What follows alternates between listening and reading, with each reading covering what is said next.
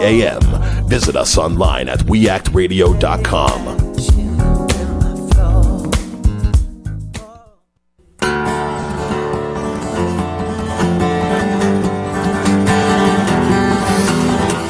They were saying when they think you cannot hear. If you understood what they do, if for you it was so clear. If you knew they shut down the factory in an economic ruse. If you could kiss the cheek of the child in the sweatshop that made your shoes. Every time we went to war to fight our evil foes, they told you we were really fighting for the good of CEOs. If you could feel the hunger of the many, see the riches of the few. If they told it like it is, what if you knew? You're listening to Clearing the Fog on We Act Radio. We're speaking truth to expose the forces of greed. This is Margaret Flowers. And Kevin Zeese. Welcome. To our first video streamed episode. Yeah, wow. Pretty exciting. It's good we had a meeting today, so we got dressed. Well, we normally get dressed. Well, dressed. I mean, So we wanted to open with a little bit of news, but we have two great guests today and a fantastic conversation about empire and President Obama's second term and his appointments. Yeah, but foreign policy, national security. We weren't here last week. That's right. We played a pre-taped show, a great show with John Curl, who wrote about cooperatives. And if you haven't heard it, you can download it and listen to it on clearingthefogradio.org, our new website, clearingthefogradio.org. You can download it there and listen to it. It's a great show. And we have an article that we're very excited about that we wrote to go with that show that will be published in Truth Out this week. This week. I think it's a great article. But we were in Texas. We were in right. East Texas. We joined the tar sands blockade for their direct action training and their direct action on January 7th, where they kicked off an exciting new phase of their campaign. You want to talk about the tar sands blockade? You can read about it at tarsandsblockade.org. They're fighting to stop the Keystone Pipeline, and they're doing a great job. There are some really committed people down there doing excellent work, and they've been slowing the pipeline. When we got there the first day, in fact, there were 2 new tree sits. In a very strategic spot. They've been doing tree sits from the beginning, where they go way up high in the trees, 30 feet or so, and they people go up there with supplies to stay for a week or longer. Some have stayed for 85 days. Yeah. And they block the tar sands pipeline from being built. Mm-hmm. And this one, what they found was, with the first one, the 85-day one, they actually redirected the pipeline around it. Right, whereas they had told them that they could not move the pipeline when they had tried to get them to move it off of people's property that didn't want it there. They said, no, we can't, it's all set in stone. But then when they set up the tree blockade, they were able to build around. And so what they did with this one, they put between, a lake and a road? I think, and a railroad and a road and a lake, and there was no way. No way to go around it. And so they had to get these kids down, and they had to cut trees and bring in cherry pickers, and it was a challenging thing to bring them down and arrest them. And these young people put their lives at risk because the way they hooked up their platforms with these very long safety lines, if any of those lines were disturbed, they would have dumped the platform and dumped them out. So they really were taking huge risks. It was that was just the first day we got there. We were having to pull into town as that was going on. Right. The police and everyone were there, so we stopped and checked that out. But it was a multi-day event of trainings and strategic discussions and planning, and then we ended with a final event, which was kind of the model for what they're going to next. They continue to do the blockades of the Keystone. Right, the pipeline itself. But they're adding to that attacks on the corporations behind it and the investors behind it. TD Bank, for example. TransCanada, which is the main Canadian corporation that's pushing this, and they're going to profit from it. And they have subsidiaries in the U.S. Keystone is the office that we went to in Houston to cause some disruption and let them know that. And you got your Walmart costume on today to show people.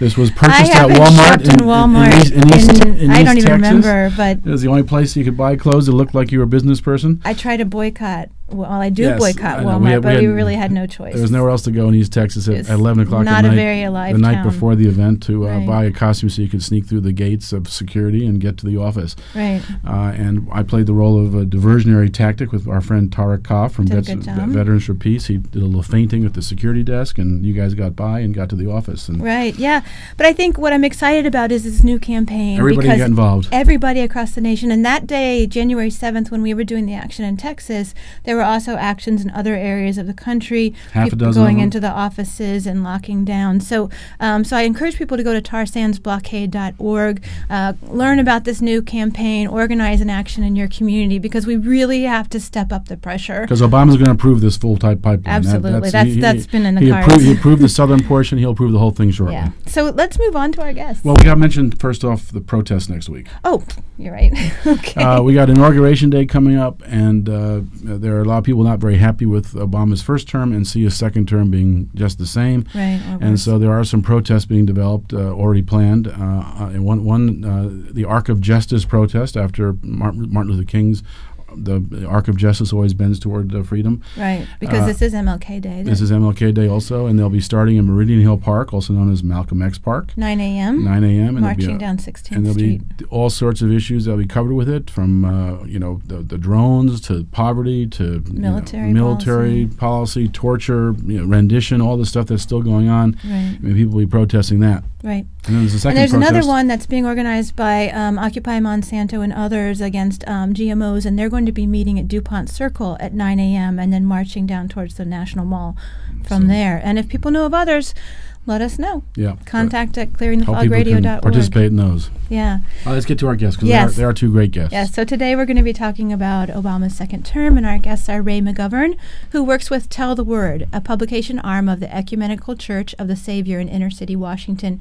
He served at the CIA from the administrations of John F. Kennedy to that of George H.W. Bush, and was one of 5 CIA alumni who created Veteran Intelligence Professionals for Sanity, VIPS, in January of 2003. We are also joined by Bill Blum. He's an American author, historian, and critic of U.S. foreign policy. He was founder and editor of the Washington Free Press in 1969, the first alternative paper in Washington. He's written 5 books. His most recent, in 2004, is titled Freeing the World to Death: Essays on the American Empire. Freeing the world. And he publishes the monthly Anti-Empire Report. Good morning, Ray and Bill. Good morning. Hi. Thank you guys for joining us. We're looking forward to this conversation. We know Obama's made 3 appointments to his foreign policy and national security team, and we'll get into those specifically. But let's first get each of you to give us a little brief overview of where you think the second term of Obama's foreign policy is going to go. Maybe you can start first, Ray. Go ahead, Ray. Give us your thoughts on where you see the foreign policy of the Obama administration going in his second term. Oh, I was afraid you were going to start with me. we had both you guys on together, I think, also at Freedom Plaza during the occupation, didn't we? Absolutely, yes. They both came down. Yeah, that was fun. That was fun. Thank you for doing that. Well, I'm an optimist. That's the spirit. And despite all the other evidence, I tend to focus on demonstrably good things. And Chuck Hagel is a demonstrably good thing.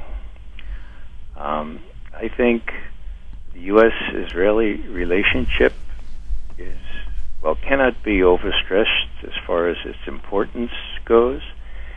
And last year, of course, we had a roller coaster in U.S.-Israeli relations. The Super Bowl is coming up. Well, last year, do you remember, the president had a little interview with Matt Lauer, and he said, my primary strategic aim is defense of the United States and also Israel.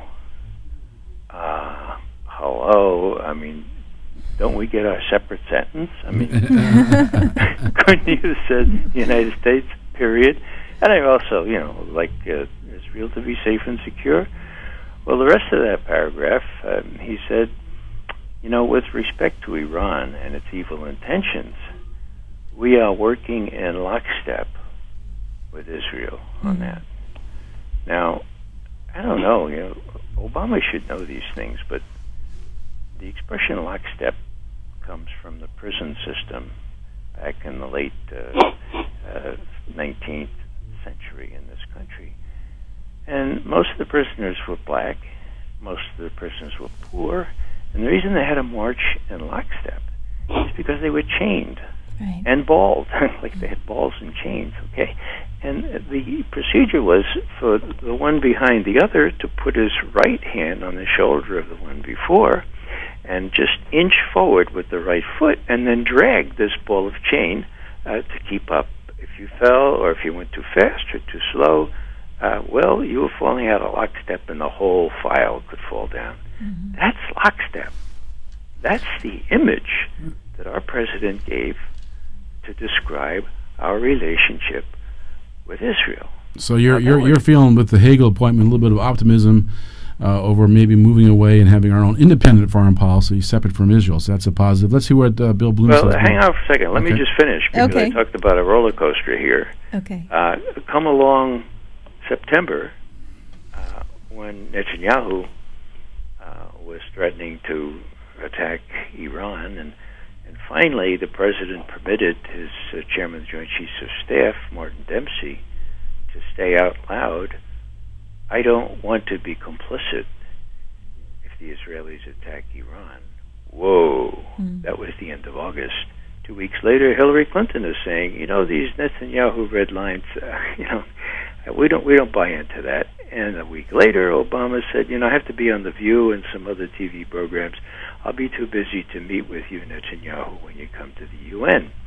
So, long story short, that was a roller coaster, and my concern was where we would be in the second term. Would it be the situation that obtained last fall, or would it be back to the Super Bowl and lockstep? And Hagel's appointment indicated to me that it was a more hopeful sign for this coming year. And then I feared that Obama would cave, as he usually does on these things. He didn't. And so, again, long story short, I find that a very, very hopeful sign for many, many reasons, not only the relationship with Israel, but also Afghanistan and a whole host of other things like defense spending. Good. Bill, how do you see it? We have a couple minutes to get your thoughts, then we'll take a short break. Take a short break. Go ahead. I'm having a hard time with the sound on my phone, so I missed much of what Ray had. Oh, good. So we can have an original thought then. You don't have to be influenced by Ray. Go ahead. Not that he would. Well, I caught the gist of what he had to say, and I would be surprised if Obama was really tough with Israel. I don't have much expectation for the man. I don't think that there's much that he believes in strongly. I think that the only strong belief Obama has is that he enjoys being president of the United States. That's his main goal in life, his main ideology, and his main ambition. And I don't think he really cares all that much one way or the other about any issue you might name. So that's why I'm very cynical about him and his policies. I don't think he'll change much with Israel. And as far as interventions abroad, I'm not optimistic at all. I'm surprised that NATO, which is the same as the U.S., has not intervened militarily in Syria so far. Mm-hmm. That is sort of encouraging, although I'm not really sure why they haven't intervened yet, as they did in Libya. Mm-hmm. It's a similar situation. Good point. Well, we'll talk about the specific appointments, Brennan, Kerry, and Hagel. Right. And we'll talk about the switch to Asia, the movement in Africa, Latin America, and, of course, the Middle East and Iran and Syria particularly. So there's a lot to talk about in the next 45 minutes. So I hope people stay with us, and you'll be hearing from two people who really know these issues well. So we'll take a break here and come back with Ray McGovern and Bill Blum. And this... For a week or a month or a year, with the blood in the ink of the headlines and the sound of the crowd in my ear. You might ask what it takes to remember when you know that you've seen it before, where a government lies to a people and a country is drifting to war. And there's a shadow on the faces of the men who send the gun to the wars that I fought in places where their business interest runs. You're listening to We Act Radio, WPWC 1480 AM, broadcasting live from Martin Luther King Jr. Avenue in D.C. I'm Gary Johnson, former governor of New Mexico. Last year, my state became the 12th state to allow medical use of marijuana by patients who are seriously ill. Some people were surprised that a Republican governor supports medical marijuana, but I'm hardly alone. Groups like the American College of Physicians, American Nurses Association, and American Public Health Association have all acknowledged the medical value of marijuana. New research about medical marijuana is coming out almost every day, showing remarkable potential in all sorts of serious conditions, including cancer, AIDS, and chronic pain. But some in government still want to put politics and ideology ahead of public health. To learn more about medical marijuana and what you can do to help, contact the Marijuana Policy Project at 1-877-JOIN-MPP or visit them on the web at mpp.org. Thanks.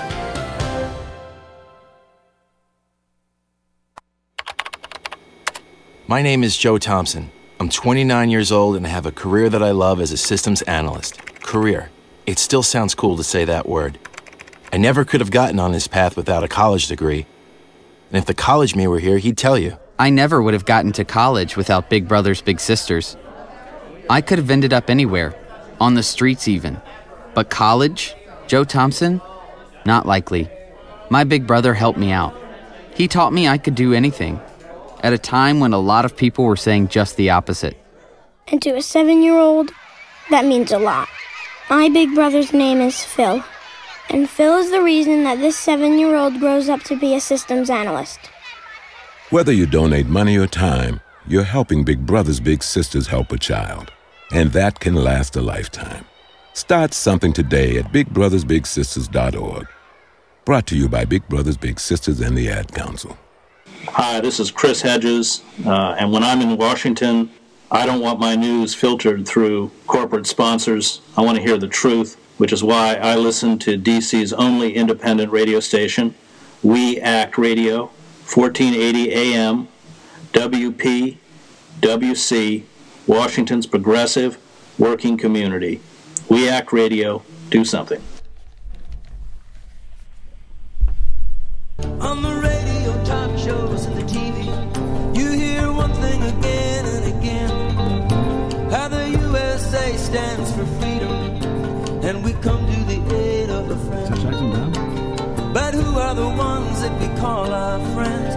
These governments killing their own, or the people who finally can't take anymore, when they pick up a gun or a brick or a stone, and there are lives in the balance.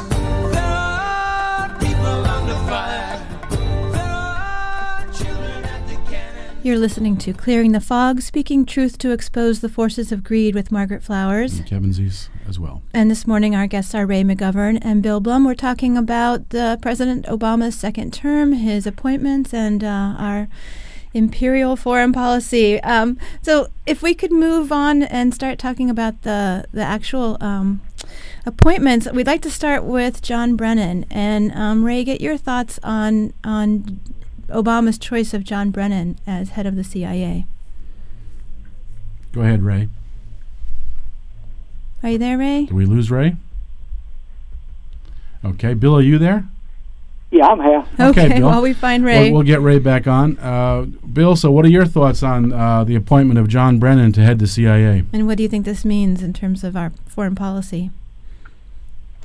Well, I don't mean to squelch this discussion, but I don't really think it matters too much who's in which position when it comes to the U.S. government. I think the foreign policy is going to be the same. The CIA will be the same whether it's Brennan or somebody else in charge of it. I mean, he's an especially odious character to have such a high position. I mean, he's a champion of torture and rendition, and Obama, if he had any shame, would never have appointed such a man. He's been caught lying repeatedly, but Obama is not known for his carefulness in selection of officials. There's a famous scene which has been on the internet a lot of a press interview with Brennan, where Helen Thomas was questioning him. Brennan was speaking about terrorists who attacked the U.S., and And Thomas said asked him afterwards, well, why do they do this? You know, she was getting at the point that these people are not just crazy individuals, that they have a reason for what they do, and she wanted to make Brennan speak to that subject. And Brennan repeatedly would not answer her question. She kept repeating it, but why? Why do they do what? And he just said, oh, well, you know, they're just crazies, and they are it's based on religion. He never would dare to speak to the point that the anti-American terrorists are reacting to decades of terrible things done to the Middle East by U.S. foreign policy, and that was Brennan, and that's one example of why we can't expect too much openness from him or his agency. Really good points. Is Ray back? Yes, I'm back. Oh, good. So, Ray, what's your thoughts on Brennan as head of the CIA? Well, I think it's pretty clear that he's the worst possible choice. Not only does he seem not to think about what the reaction to things like the drone strikes or the other things we're doing in the Middle East, what that reaction brings in terms of an increase in the danger from terrorism. But, you know, he was a big devotee of extraordinary rendition, also known as kidnapping, torture, putting people in black holes all around the globe without telling their wives or children, much less the Red Cross. And he was the key person that persuaded Obama, before he was even elected, to renege on his promise to veto that bill that held the huge telecoms harmless for the felony they committed when they started eavesdropping on all of us without a court warrant. So, you know, I understand that he does bake really good chocolate cakes. Other than that, you know, this guy is poison. I guess the real rap that I have on him, aside from all these other things, is that he was there. I mean, he was chief of staff to that charlatan named George Tenet, who was head of the CIA, Bush. He was chief of staff to Tenet, and then Tenet made him the deputy executive director of the CIA, which is big. And when did that happen? Well, that's when all this planning for the torture and the rendition and all this stuff was going on. Right. And so Brennan could not have been unaware of all these abuses. And not only that, but it was also at the time when my profession was being, well, I guess the right word is prostituted. We used to do honest work in intelligence analysis, and Brennan was there at the creation of this god-awful estimate that said Iraq had all manner of weapons of mass destruction and had ties with Al-Qaeda, all fraud, not mistakes, fraud. Right. So Brennan was part of that, and I don't know how he looks at himself in the mirror in the morning. Right. Now, he has a conscience. Ray, you wrote recently in the article called "The Grilling That Brennan Deserves" that one bright spot of this appointment might be that the Senate Intelligence Committee, during the confirmation hearings, might start to examine some of Brennan's role in these activities. The can of worms that is John Brennan. Yeah, I mean, what would you like to see the Senate Intelligence Committee ask of Brennan, or what information would you like to have come to light? Well, they could ask him about all the things I just mentioned, but more recently, of course, he is the shepherd. He is the priest that brings the kill list to the president. We know this because the president had about 20 of his advisors brag about it before the election, just to show how tough he was. But, you know, visualize it. Now, I'm not in the White House anymore. I used to brief there, but you know how these things work. Brennan walks in on Tuesdays. That's the kill list day. And he's got this legal pad with, let's say, 13 names, and he says, Mr. President, time to prove the kill list. Can you initial right here? And Obama looks at it. He says, or John, that number 3 there. Didn't you tell me, you know, with a funny name? You know, didn't you tell me? Yeah, you told me last week that he has 3 small kids, right? So, yeah, Mr. President, but we've confirmed he's a suspected militant, for sure. We saw him having lunch with other suspected militants. Well, John, I don't know. I just feel a little better if you... Let's put him off the list this week. Move number 4 up. We'll just do 12 this week, and we'll take a look. So here, let me just... So he initials it. He goes off to have a nice lunch with Michelle. Give me a break. And Brennan is described by the New York Times, who talked to all these guys, as the priest. He's the guy that gives a veneer of rectitude to all this. You know, sort of like the Roman emperors. They used to consult their priests before they arranged to have people murdered. Well, you know, this is almost as bad as Condoleezza Rice arranging to have practical demonstrations of torture techniques in the basement of the White House. Boy, this country is in a crazy place, isn't it? It is. Bill, let me ask you about the drone issue that was just raised by Ray. What do you think of that legally? I mean, are people involved in that drone program committing international crimes, or? Well, what they do appears to fit any definition of murder. I mean, you shoot somebody not because they're attempting to kill you. It's not in self-defense. You kill somebody, and it's not even with any kind of due process.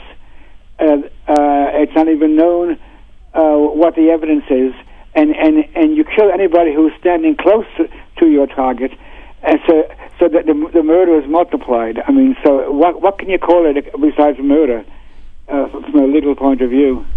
I was on RT last week with the former Assistant Secretary of State, whose name I'm missing right now, the guy who criticized the torture of Bradley Manning. P.J. Crowley. P.J. Crowley. And Crowley said it was legal because there's an authorization for use of force, and I said it was illegal under international law. So we had a little disagreement with that. Ray, do you have any thought on the legality of drone killings? Yeah, I guess the only thought I have, which is, in my view, the only operative thought, is what George W. Bush said on the evening of 9/11 down in the bunker below the White House after he made his nice speech to the nation. He was asked about, problems with international law if we're going to invade Iraq and that kind of stuff, Afghanistan. And he said, quote, "I don't care what the international lawyers say, we're going to kick some ass, period," end quote. How do we know that? Richard Clarke was there. He put it in his book. So, these are niceties now. International law. Well, how about the Constitution? I mean, when you talk about drones, and you talk about them targeting and killing known U.S. citizens, well, what about the Fifth Amendment, which says that no person shall be deprived of life, liberty, or property without due process? Right. Well, what does Brennan say about that? Same thing that Eric Holder says. We do due process right here at the White House. Hey, we don't need the judiciary. We do it. We do it right here. Yeah, it's amazing. Wow. There's no respect. What these guys will get away with. Yeah, well, we need to, unfortunately, time is going so quickly. We need to take another short break, and this time we're going in with a song that's sung by Dave Klein.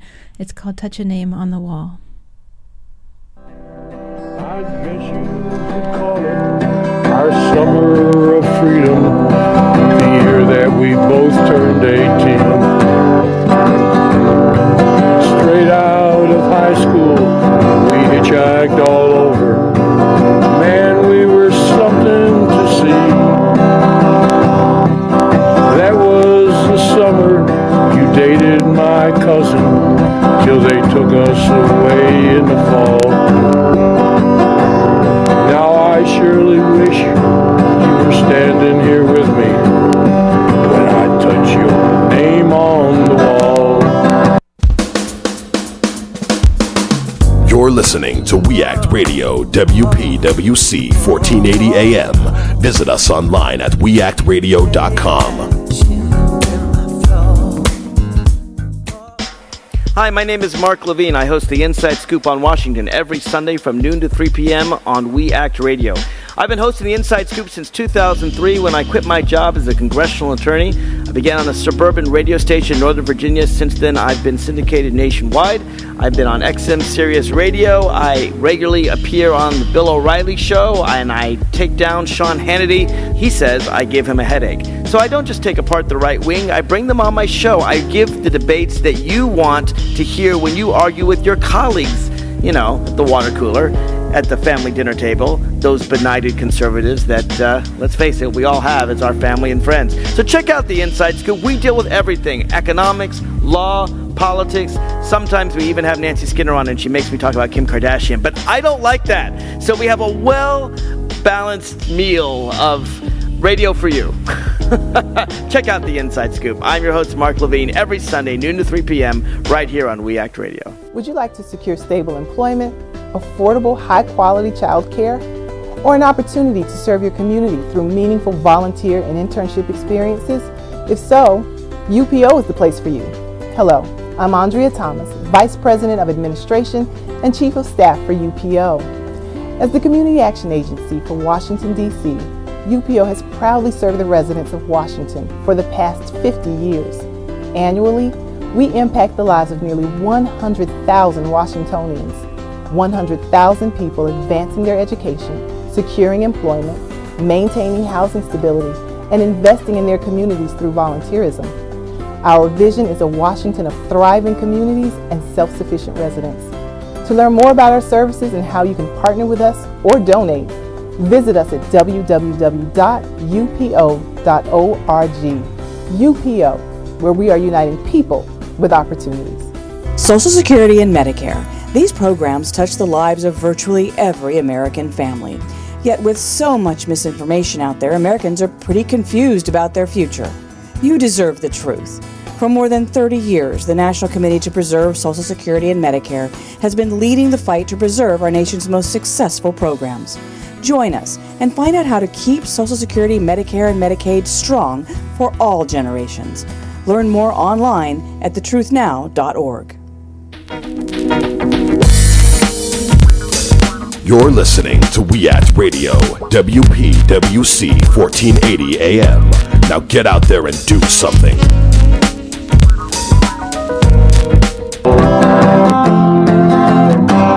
Touch your name on the wall. Touch your name on the wall. God help us all. Touch your name on the wall. That's David Klein. He was president of Veterans for Peace for many years, and much loved. Very much loved. This coming February 16th in New York City at Connolly's Pub and Restaurant, there's going to be an event called Celebrating the Life of David Klein and Confronting the Legacies of War. It starts at 1:30 p.m. and we'll post information about that on our website, clearingthefogradio.org, in the synopsis for today's show. You're listening to Clearing the Fog, speaking truth to expose the forces of greed with Margaret Flowers. Kevin Zeese. And our guests today are Ray McGovern and Bill Blum. And Bill, you've been studying and writing about American empire for decades. You published the monthly anti-empire report. Could you comment, we were talking in the last segment about John Brennan being the one who brings the kill list to the president, and we've kind of seen this increase in executive power when it comes to being able to murder people around the world. Is there a precedent for this, and where do you see this going? Well, in one of my books, I have a list of more than 50 foreign leaders whom the U.S. attempted to assassinate, sometimes successfully, sometimes not. So the idea of the U.S. assassinating a foreign leader is not new, obviously, but it's now like mass production. It used to be these things happen once or twice a year. Now it's every other day, and they aren't even sure who they're killing. In the past, at least, they were quite sure who they were aiming at, like Fidel Castro, whom they attempted to assassinate hundreds of times.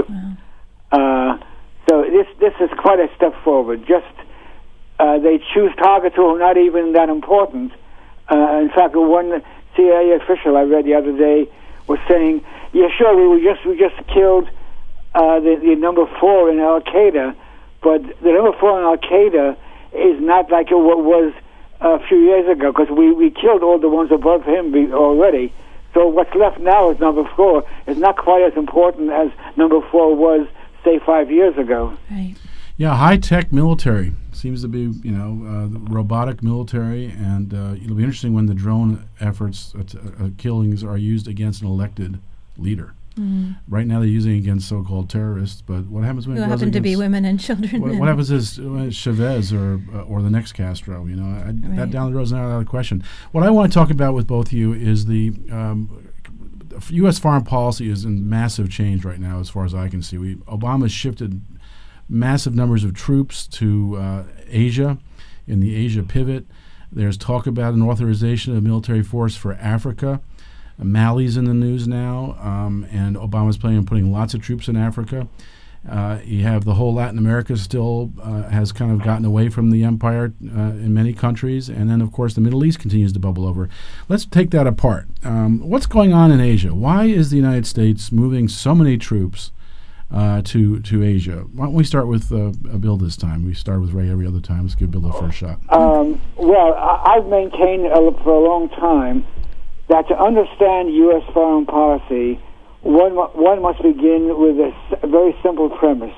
The United States wants to dominate the world. Mm-hmm. And by the world, I mean the world. And so it doesn't matter if it's Latin America or Africa or Asia or what have you.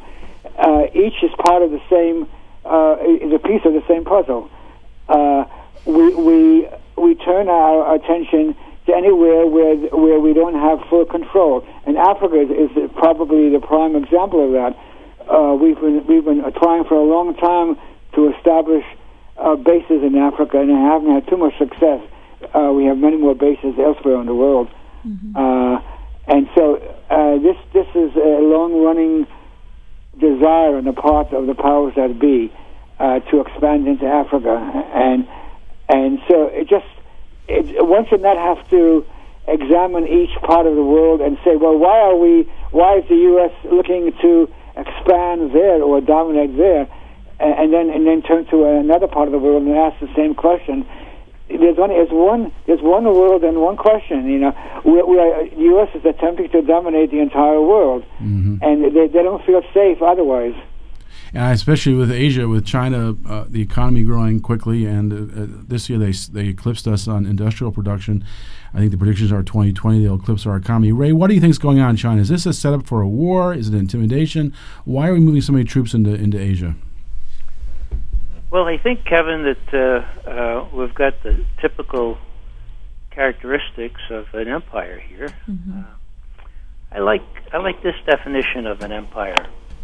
A territory that's ruled from a distinct organizational center with clear ideological and political sway over various elites who in turn exercise political power over a population in which majority have neither access to nor influence over positions of the imperial power. Well, what we've got now is the old British Empire run amok. Mm-hmm. I remember my Irish grandfather, he says, Raymond, do you know why they say that the sun never goes down on the British Empire? I said, no, Grandpa, why? He said, well, sure, the good Lord would never trust the British in the dark.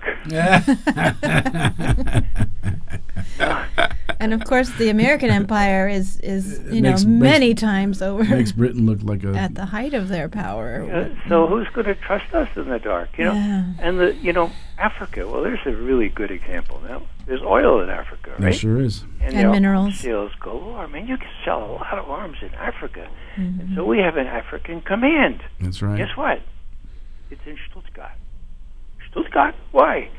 Because no African nation will agree to host the African command. That's right. So, that's overreach on steroids. And even Africa is an area of conflict with China because China is moving in there economically. And buying up a lot of their land. Yeah. Well, the sensible thing, and maybe Bob would corroborate this or agree with it, Bill, there are ways to deal with emerging superpowers, and that is to talk to them. If we get together with the Chinese, we could probably say, hey, it doesn't profit either of our peoples to spend all this money on these sophisticated weapons. So let's carve out a deal. Now that could be done, and that's historic. I remember when Eisenhower and Khrushchev got together, and Khrushchev said, I'd really like to do that, but I got these, this military-industrial complex of my own breathing down my back. Right. And so that's what is inhibiting it, and that's what the 99%, that's what we in Occupy need to sensitize people about, because, it's just not possible in a democracy to continue on this path very much longer. I'm glad that you brought up the idea of profit, because so much of our military expansion seems to be about profit. Last year, we went from a record arms sales of $26 billion to around $70 billion. That's a tremendous increase. So I guess I wanted you to comment a little bit on profit as it's corporate influence over our military policy, and profit is perhaps a driving factor as well, besides the need to secure resources. I guess whoever feels like they would like to take that question on first. Well, I'm having a very hard time with the sound. I would talk to Ray then for that. Well, I don't know much about this, but what cries out for explanation is this.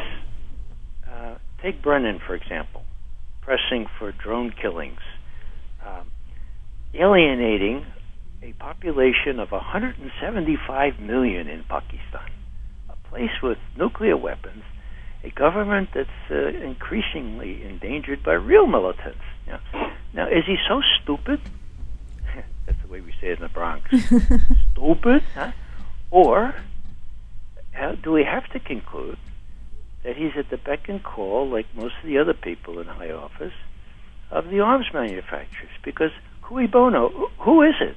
Who is it that profits from this kind of stuff? Right, certainly not our soldiers, certainly not the Pakistanis or the Afghans, but the arms manufacturers. Man, this stuff is really, really lucrative. So I'm beginning to think, it used to sound really strange, but I'm beginning to think that it is largely the profit motive on the part of people who are making these great donations to our politicians and who are actually running the media, so Americans don't learn any of this stuff.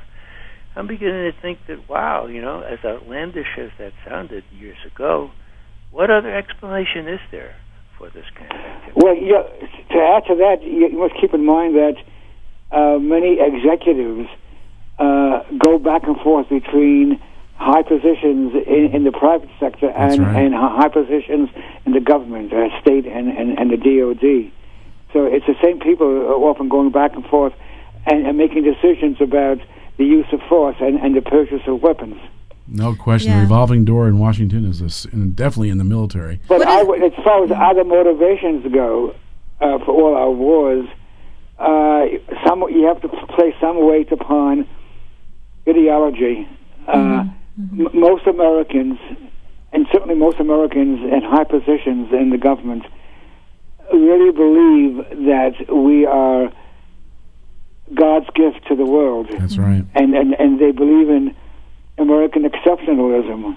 And whether it's conscious or unconscious, they are motivated by a desire to make the world in the image of their beloved America. They have certain values, including something we call the Judeo-Christian ethic, and the individual, and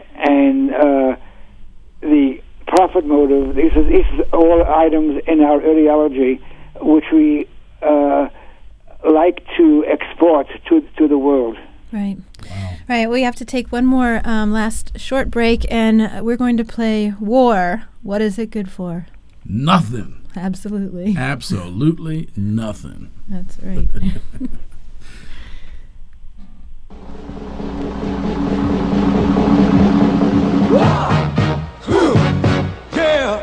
What is it good for? Absolutely nothing. Yeah. What is it good for? Absolutely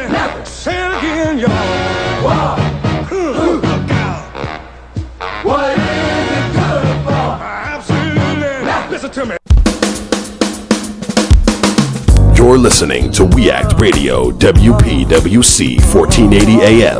Visit us online at weactradio.com.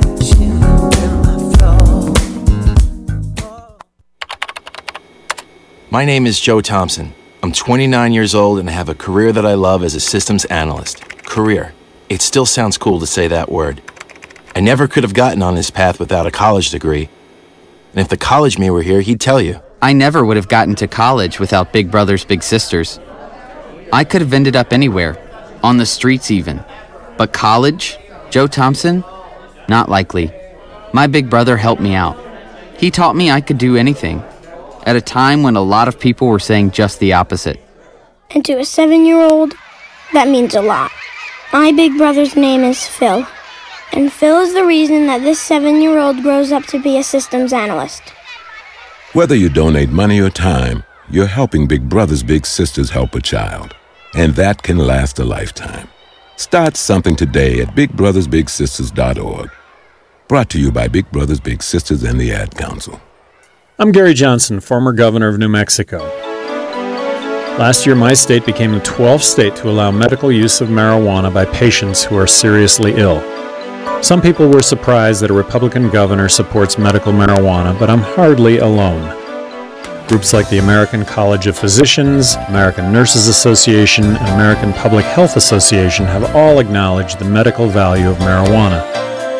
New research about medical marijuana is coming out almost every day, showing remarkable potential in all sorts of serious conditions, including cancer, AIDS, and chronic pain.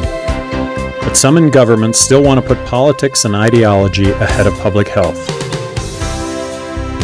To learn more about medical marijuana and what you can do to help, contact the Marijuana Policy Project at 1-877-JOIN-MPP or visit them on the web at mpp.org.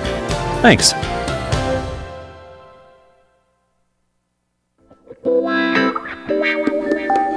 You're listening to We Act Radio, WPWC 1480 AM, broadcasting live from Martin Luther King Jr. Avenue in D.C.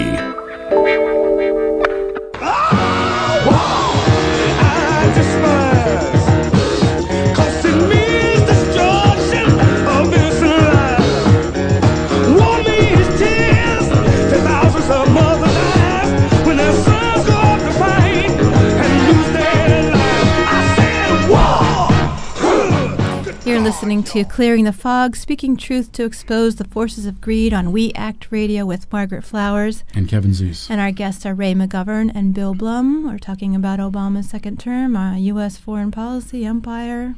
Let's return back to the Middle East, which has always been the kind of the hotbed of war and our desire to control the oil, it seems like. We mentioned in the beginning, Ray, you started out talking about how there's maybe a little bit of daylight showing between Israel and the United States for the first time since Israel's founding, really. We'll see how that develops. But there are other things going on, and I'd like to get your thoughts on both of you. We're seeing more and more of this humanitarian war. You know, we had to go to Libya to save the Libyan people from Gaddafi. We're helping in Syria, not quite in full yet, but we are helping, and again, it's a humanitarian war. And then at the same time, we have Iran, where we are now sanctions on that are resulting in people dying because they can't get medicine. So our humanitarian perspective doesn't apply all around. Kills a lot of people. Kills a lot of people.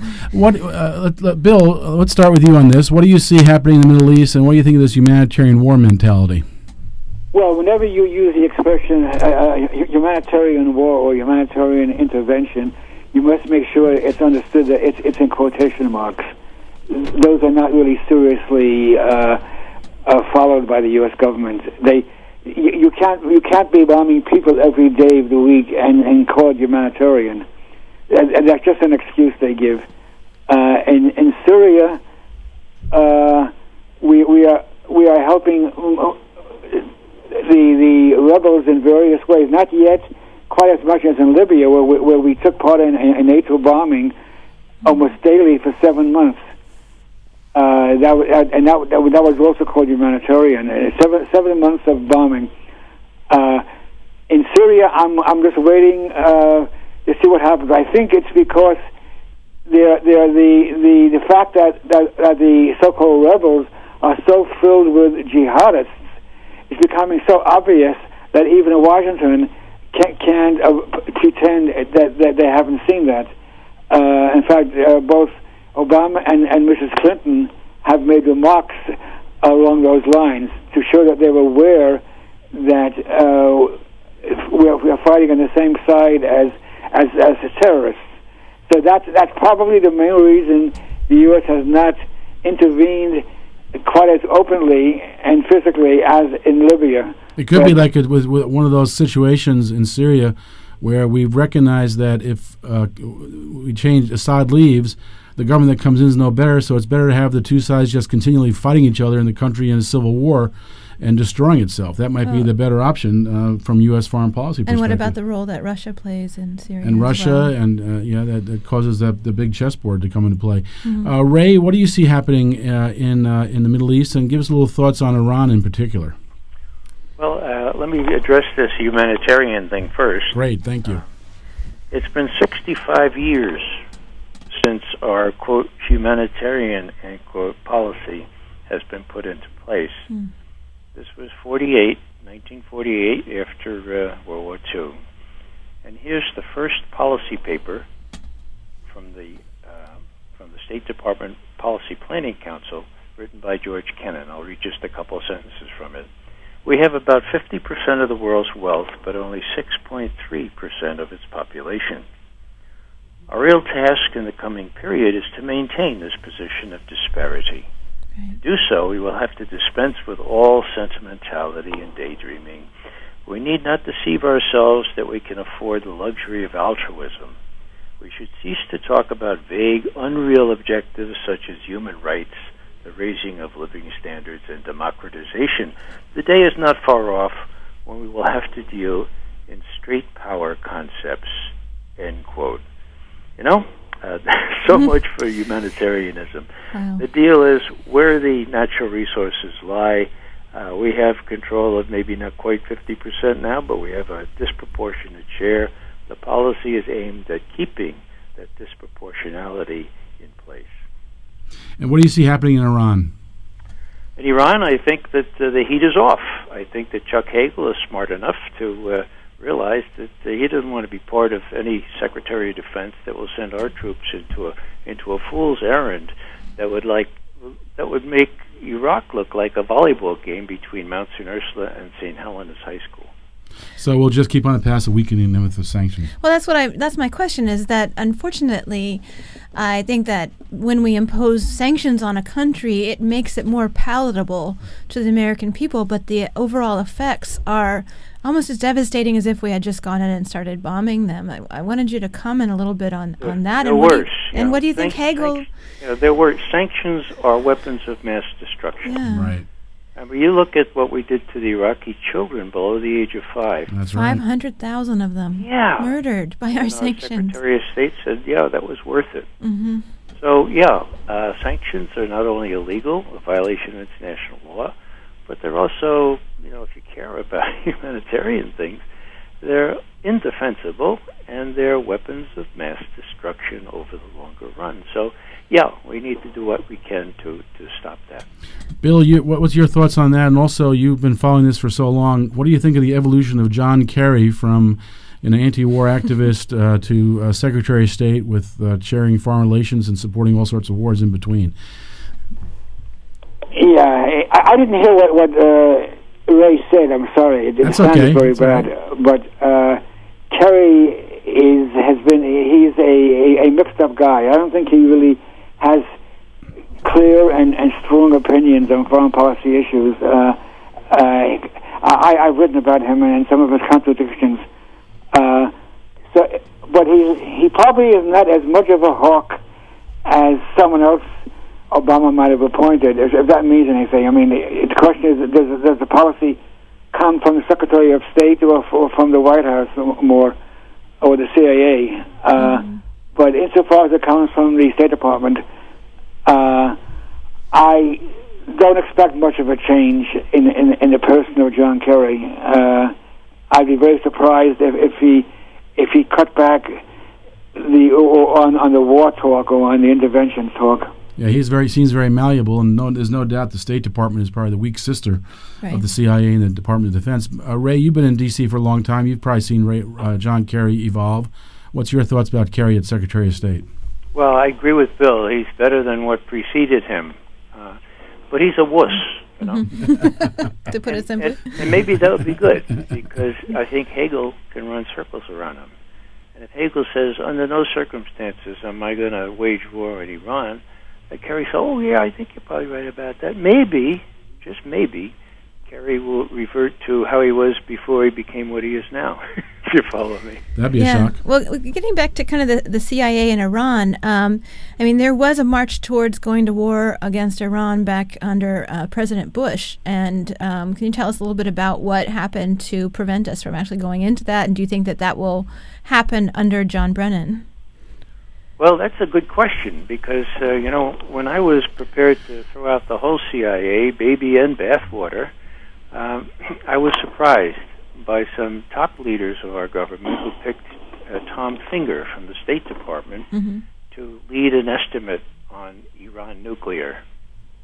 How close are they to getting a nuclear weapon?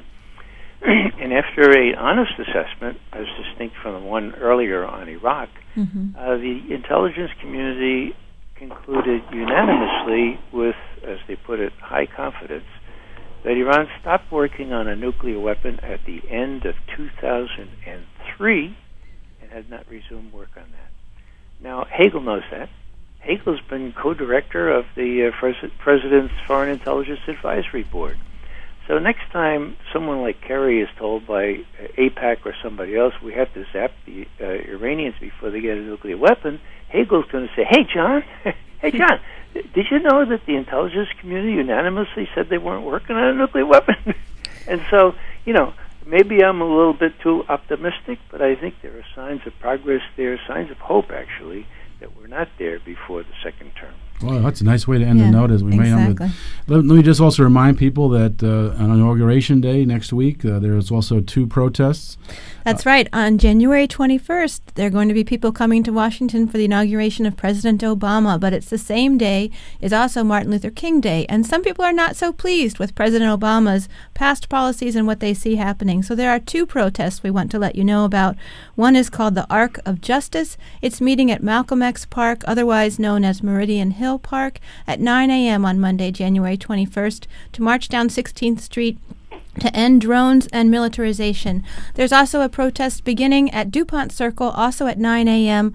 It's organized by Appoi Monsanto for people that oppose GMOs, and they'll be marching to the National Mall. So if you're in Washington on January 21st, join one of these protests and marches. As Howard Zinn said, it's not who's sitting in the White House, but who's sitting outside the White House. Absolutely. That determines our policy. So join these protests. Thanks a lot for listening. Thank you. This is Clearing the Fog, and we'll go out with our favorite band, Junkyard Empire, singing We Want. We want. The people organized can build the kind of future we want. Our brothers and our sisters, the people together can overthrow the system. We got the love, uplift our brothers and our sisters. The people organized can build the kind of future we want.